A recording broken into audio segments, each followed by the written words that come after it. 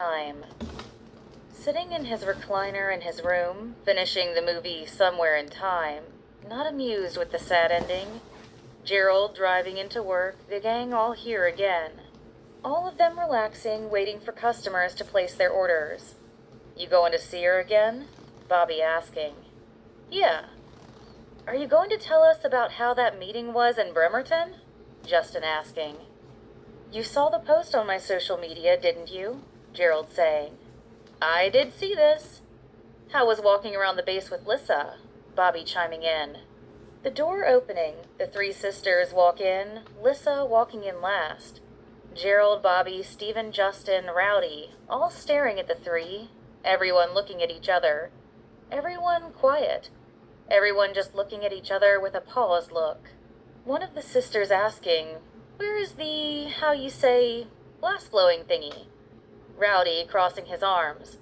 "Are you implying you three want to go to the Glass Museum house by the freeway?" The three nodding up and down with their heads in agreement. Rowdy turning around, putting his three workers in a football huddle, telling the three this is a great opportunity for you three to take these pretty women out and show them a good time.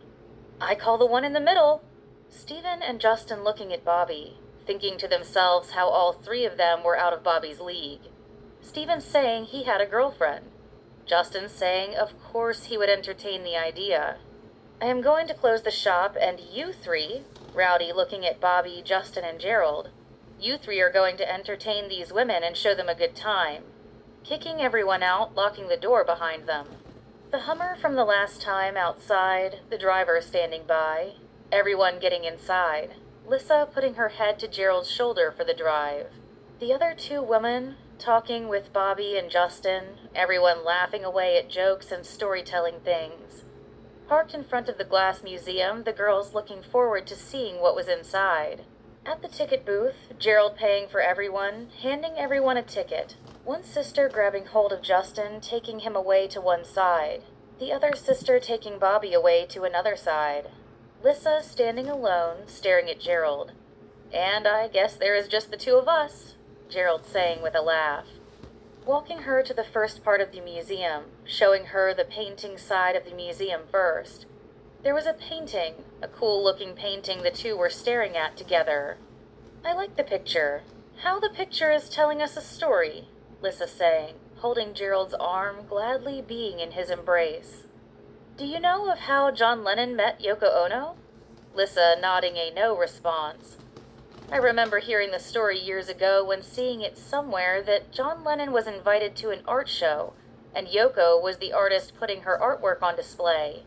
When she had this piece with a ladder, and when you climbed the ladder, John Lennon climbed the ladder.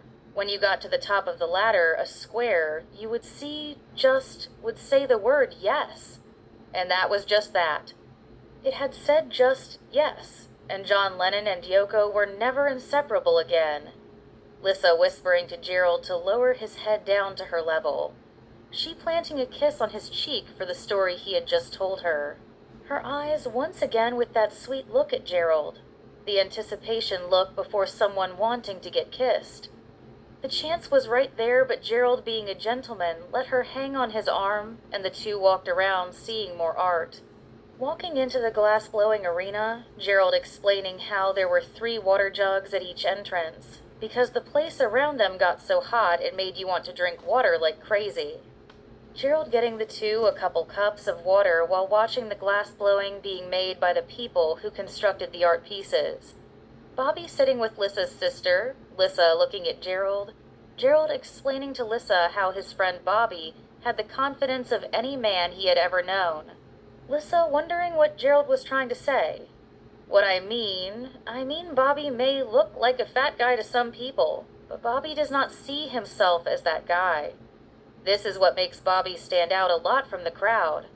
Bobby is this guy with confidence, and it is amazing how Bobby can talk to any woman he wants to, and nobody around him makes him feel like he is less to anybody else." "I think I understand. I understand what you are saying, Gerald." Lissa saying his name back to him. "What do you do for Christmas?" Lissa asking. "I do not really celebrate holidays much anymore," being honest with the question to her. It is not as if I am someone who does not care about the holidays. I am just someone who does not really care too much about them, Gerald explaining. Samoa, we might celebrate 13 days in advance. Saying this, feeling a little homesick when Lissa sang, "Do you miss the island? I mean, do you miss being home?" Wondering Lissa's thoughts on it. "I like it here. I like being here with you." Lissa resting her head to Gerald's chest again. Watching the glass blowing, a million things racing into Gerald's mind. One moment reminding him of the blind date he once took here some years ago. Thinking now this was the better time being here with Lissa than it was being here with Nicole. "I once went to Guam, and I know Guam had this beautiful place called Lover's Lane," Gerald saying for no reason. Lissa knowing exactly what he was talking about. I know that place," Lissa saying with excitement in